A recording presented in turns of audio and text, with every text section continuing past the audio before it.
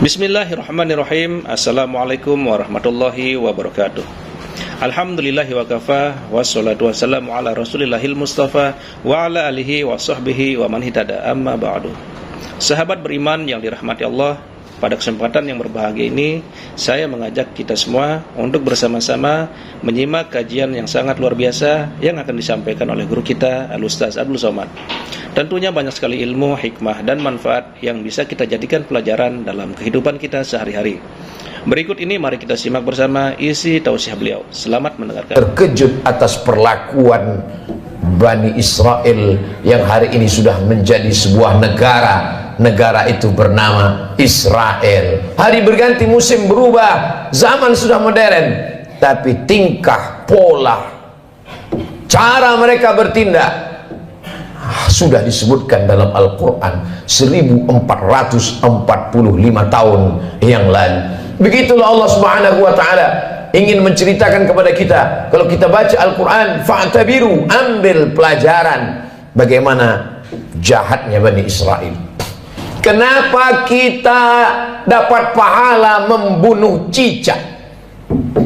Karena ternyata ketika Nabi Ibrahim alaihissalam dibakar, maka ketika itu cicak ikut meniup, menghembus api itu supaya semakin besar. Itulah salah satu yang disebutkan Nabi SAW. Walaupun secara medis dan kesehatan, andai ada orang tidak percaya kepada hadis, tidak percaya kepada ayat, dia tetap juga akan membunuh cicak. Karena cicak membawa materi, jari-jarinya melekat ke makanan, banyak virus. Tapi ada cerita di balik itu, bahwa dia ikut berkontribusi, walaupun hanya dengan hembusan napasnya, ikut membakar Nabi Ibrahim alaihissalam. Sementara burung pipit, ketika Nabi Ibrahim dibakar, harriquhu, nyalakan api, bakar dia. Burung pipit datang membawa setetes dua tetes air. Setetes dua tetes air yang dibawa oleh burung pipit untuk memadamkan api yang membakar Nabi Ibrahim tidak ada pengaruhnya. Lalu binatang yang lain bertanya, wahai burung pipit, untuk apa kau bawa dua tetes air memadamkan api yang bergejolak membakar Nabi Ibrahim? Kata burung pipit, aku tidak melihat efeknya, tapi aku hanya berharap ketika nanti di hadapan Allah waktu ditanya, apa yang sudah kau lakukan ketika mereka membakar Ibrahim? Aku sudah melakukan sesuatu. Ketika Nabi Musa alaihissalam membawa Bani Israel menyeberang Laut Merah, bagaimana penderitaan yang dialami oleh Nabi Musa alaihissalam? Mereka bertemu dengan sekelompok manusia yang menyembah berhala. Lalu apa kata Bani Israel meminta kepada Musa? Ya Musa, ij'al lana ilahan kama lahum alihah. Wahai Musa, buatkanlah kami Tuhan seperti Tuhan-Tuhan mereka dalam bentuk berhala. Begitulah kurang ajarnya Bani Israel kepada Nabi utusan Allah Subhanahu wa ta'ala. Hari ini sejahat-jahatnya umat Nabi Muhammad SAW, belum pernah ada yang menantang Ustadz, tolong buat kami Tuhan seperti Tuhan mereka. Andai tidak percaya kepada Ustadz, paling mereka hanya akan diam saja. Tapi kisah ini diabadikan dalam Al-Quran. Surat yang pertama Al-Fatihah, surat yang kedua Al-Baqarah. Surat Al-Baqarah bercerita tentang perjalanan Nabi Musa alaihissalam bersama dengan Bani Israel. Perjalanan mereka lanjutkan. Lalu apa kata mereka kepada Nabi Musa alaihissalam? Ya Musa, lan nu'mina laka hatta narallaha jahrah. Lan, kami tidak akan beriman percaya kepadamu hatta narallaha jahrah, sampai kami melihat Tuhan secara nyata. Sebelum Tuhan itu terlihat nyata, kami tidak percaya kepadamu wahai Musa. Begitulah tingkah pola mereka kepada Nabi utusan Allah Subhanahu wa ta'ala. Ke negeri kita di Nusantara cukup dikirimkan Allah wali-wali saja. Wali Songo di Pulau Jawa, para alim, para ulama, tidak perlu nabi. menunjukkan dokter spesialis yang datang ke rumah orang kaya. Satu sisi menunjukkan kehebatan, tapi di sisi lain juga menunjukkan bahwa ada penyakit kronis yang sulit untuk disembuhkan oleh dokter biasa. Begitulah Nabi Musa yang amat sangat kuat, sangat hebat berhadapan dengan Bani Israel yang tingkat kejahatannya juga luar biasa. Di gurun pasir tidak ada tanaman tempat bernaung dan berlindung. Mereka meminta kepada Nabi Musa alaihissalam, tolonglah engkau berdoa kepada Tuhan wahai Nabi Musa, supaya kami bisa ada naungan dan makanan. Wa dhallalna alaihimul ghamama, kami turunkan awan untuk menaungi mereka. Lihatlah bagaimana doa Nabi Musa terkabul. Kalau melihat tingkah pola Bani Israel, Allah sangat marah. Tapi karena kelembutan Nabi Musa, wa dhallalna alaihimul ghamama wa anzalna alaihimul manna wassalwa, kami turunkan makanan yang manis dan yang asin. Yang asin sebagian ahli tafsir mengatakan panggang burung, yang manis adalah untuk cuci mulut mereka. Lalu apa permintaan Bani Israel? Kita kalau diberi makanan bersyukur kepada Allah, alhamdulillah. Tapi apa kata Bani Israel? Lan nasbira ala ta'amin wahidin, kami tidak sabar kalau makanannya cuman ini. Kami minta supaya Tuhanmu menurunkan kepada kami wa fumiha wa adasiha wa basaliha, kami ingin bawang merah, bawang putih, kacang asal. Betapa kurang ajarnya Bani Israel kepada Nabi Musa alaihissalam. Dikabulkan Allah doa, tidak kepanasan, dikirimkan makanan surga, meminta makanan-makanan. Sampai Allah mengatakan, atastabdiluna alladhi huwa adna billadhi huwa khair, apakah kalian meminta makanan yang lebih rendah kualitasnya, yang busuk dan berbau, padahal kamu sudah diberikan makanan yang terenak dan terlezat. Semakin orang paham membaca Al-Quran, terkejut atas perlakuan Bani Israel yang hari ini sudah menjadi sebuah negara. Negara itu bernama Israel. Hari berganti, musim berubah, zaman sudah modern, tapi tingkah, pola, cara mereka bertindak sudah disebutkan dalam Al-Quran 1445 tahun yang lalu. Begitulah Allah Subhanahu wa ta'ala ingin menceritakan kepada kita. Kalau kita baca Al-Quran, fa'tabiru, ambil pelajaran bagaimana jahatnya Bani Israel. Bani Israel ketika Allah Subhanahu wa ta'ala memerintahkan kepada mereka untuk berperang bersama Nabi Musa alaihissalam, apa kata mereka Bani Israel? Idhab anta wa rabbuka faqatila inna hahuna qa'idun. Wahai Musa, pergilah engkau berperang bersama Tuhanmu. Inna hahuna qa'idun, kami di sini duduk-duduk saja. Kalau kau mau perang, pergilah perang. Pergilah engkau berperang bersama Tuhanmu. Kami tak akan mau bersama engkau, wahai Musa alaihissalam. Berbeda dengan umat Nabi Muhammad sallallahu alaihi wasallam. Kalau diajak untuk berperang, mereka rela, karena prinsip hidup mereka adalah ish kariman, kalau hidupnya hidup mulia, au mut syahidan, kalau matinya adalah mati syahid. Begitu juga ketika bala tentara pasukan Firaun mengejar mereka dari belakang, mundur ke belakang, mati dibunuh Firaun. Maju ke depan, tenggelam di Laut Merah. Ketika itu apa yang mereka katakan kepada Nabi Musa? Ya Musa, inna lamudrakun, kita akan tertangkap Musa, kita akan ditangkap oleh pasukan, ya ditangkap oleh pasukan Fir'aun beserta bala tentaranya wahai Musa. Ketika itu Nabi Musa menjawab, kalla, sekali-kali tidak, inna ma'iya rabbi sayahdin, aku akan selalu bersama dengan Allah Subhanahu wa ta'ala. Coba bandingkan jawaban Nabi Musa dengan jawaban Nabi Muhammad sallallahu alaihi wasallam ketika berada di dalam Jabal Sur saat akan hijrah ke kota Al-Madinah Al-Munawwarah dari kota Makkah Al-Mukarramah. Apa kata Nabi Muhammad SAW kepada sahabatnya Sayyidina Abu Bakar Siddiq? Abu Bakar ketakutan, seandainya orang kafir musyrik itu menoleh ke bawah, la absarana, mereka akan melihat kita, mereka akan menangkap kita wahai Muhammad. Kata Abu Bakar Siddiq berdua di dalam gua di Jabal Sur. Apa kata Nabi Muhammad menenangkan Abu Bakar? La tahzan, jangan kau sedih, jangan kau takut, jangan kau cemas. Innallaha ma'ana, Allah bersama dengan kita. Nabi mengatakan kepada Abu Bakar, Allah bersama kita. Tapi Nabi Musa tidak berkata demikian. Allah bersamaku, tidak bersama kalian. Sahabat Nabi Muhammad ketakutan, Nabi Muhammad menenangkan orang ketakutan. Sahabat Nabi Musa menakut-nakuti, maka Nabi Musa berkata, Allah bersamaku, tidak bersama dengan kalian.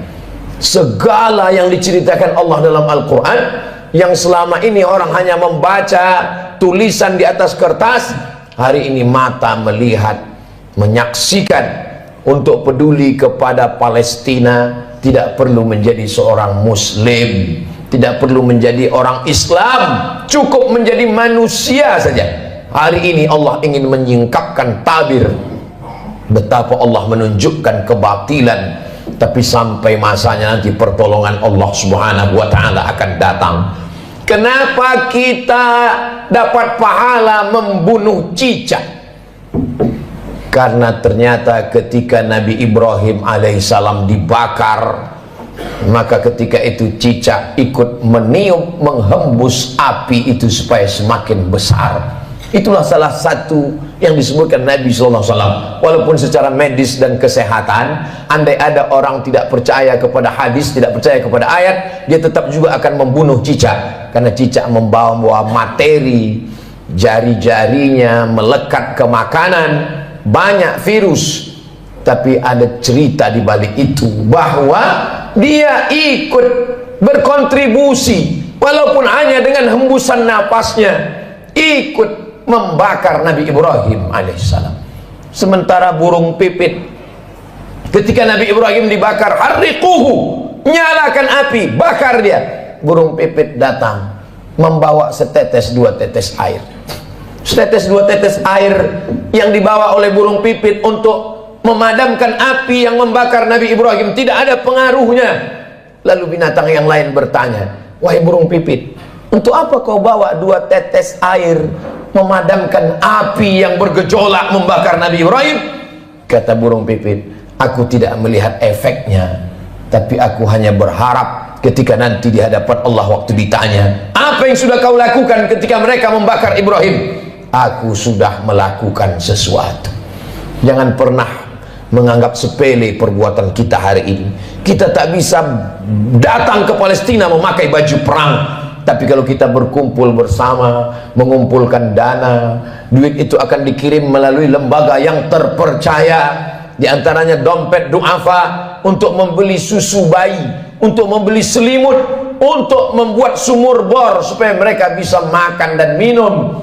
Maka bantuan itu sama seperti tetesan burung pipit yang memadamkan api Nabi Ibrahim alaihissalam. Jangan pernah tertawa melihat kebatilan. Kalau belum pernah bisa membela Palestina dengan nyawa, dengan harta, jangan pernah mentertawakan.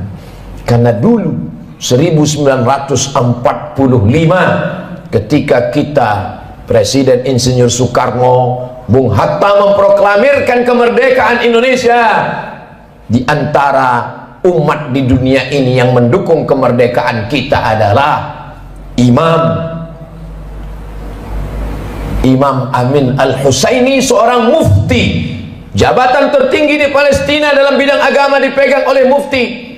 Mufti Amin Al-Husaini adalah orang pertama yang mengakui kemerdekaan Republik Indonesia. Amerika menolak kemerdekaan kita karena bersekutu, bersekongkol dengan Belanda.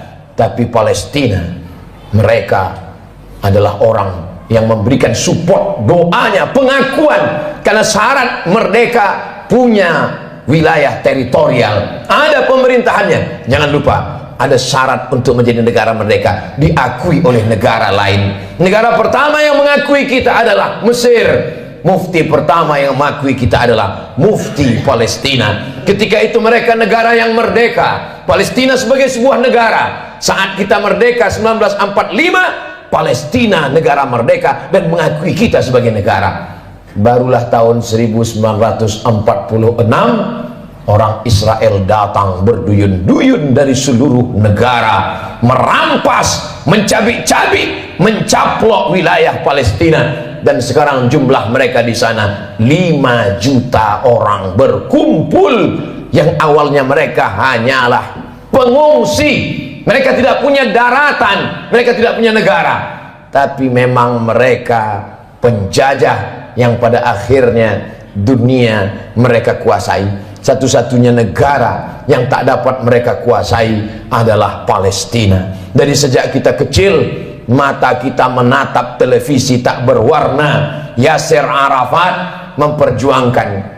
Hari berganti, musim berubah. Hari ini para pejuang, kalau kita tidak bisa menolong dengan tetesan darah dan nyawa, tidak bisa dengan harta, maka dengan doa, panjatkan doa dalam qunut nazilah, mintakan dalam tahajud supaya Allah memberikan pertolongan, karena kita akan diminta tanggung jawab di hadapan Allah Subhanahu wa taala. Man lam yahtam bi amril muslimin, siapa yang tak peduli kepada kondisi saudaranya, falaisa minhum, maka tidak diakui imannya kepada Allah Subhanahu wa taala. La yu'minu ahadukum, tidak sempurna iman kamu, hatta yuhibba li akhi, sampai engkau sayang kepada saudaramu, ma yuhibbu li nafsihi, seperti kau sayang pada dirimu sendiri. Masya Allah, sangat luar biasa tausiah yang sudah disampaikan oleh guru kita Al-Ustaz Abdul Somad. Sahabat beriman yang dimuliakan Allah, tetaplah di channel ini karena kajian ini belum selesai dan masih banyak lagi hal-hal menarik yang akan disampaikan oleh beliau. Tetaplah di channel ini dan mari kita lanjutkan kembali. Selamat mendengarkan. Kalau ada orang Palestina yang kehilangan anak, istri, hidup sebatang kara, bagaimana kalau itu yang kita alami? Kalau ada orang Palestina yang hancur rumahnya kelaparan, tempat makannya dibakar mereka kebunnya, bagaimana kalau itu terjadi pada diri kita? Iman kita belum sempurna sebelum kita bisa merasakan perasaan yang sama seperti yang dirasakan oleh saudara kita. Kita tidak menjadi marah membabi buta, kita tidak menjadi orang yang amat sangat keras kepada sesama, tapi justru kita menjaga persatuan, kesatuan, mendoakan, mensupport, menjadi orang yang lebih baik di hadapan Allah Subhanahu wa taala, melihat apa yang dialami oleh saudara-saudara kita. Mereka menangis bukan karena takut kepada Israel. Seorang ibu dikabarkan anaknya meninggal dunia, lalu beberapa tentara mujahid fisabilillah menyampaikan anak ibu meninggal dunia, gugur sebagai syahid karena dibunuh tentara Israel. Air matanya menetes, wajahnya haru. Lalu kemudian orang ramai datang memberikan takziah, menyabarkannya. Sabar ibu, anak ibu sudah syahid, jangan menangis. Lalu tak lama dia menjawab, aku menangis bukan karena sedih anakku mati, aku menangis mengapa yang mati syahid cuma satu, kenapa dulu aku tidak punya anak banyak dan semuanya mati syahid. Cita-cita anak Palestina yang tertinggi, diadakan survei lembaga internasional, mereka berikan kertas, pertanyaannya, apa cita-citamu wahai anak Palestina? Cita-cita mereka adalah ingin mati syahid.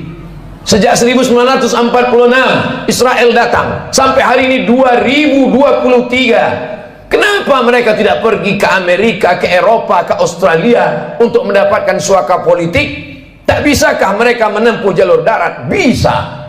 Kenapa mereka tidak pergi? Mereka ingin mati sebagai syahid dan tidak ingin meninggalkan bumi yang diberkahi, yang disebutkan dalam Al-Quran, subhanalladzi asra bi'abdihi laylan minal masjidil haram ilal masjidil aqsa.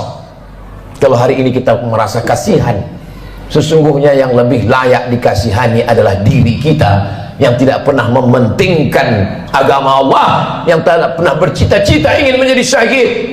Wa tilkal ayyamu nudawiluha bainan nas, demikianlah hari itu kami tukarkan, kami pergantikan silih berganti.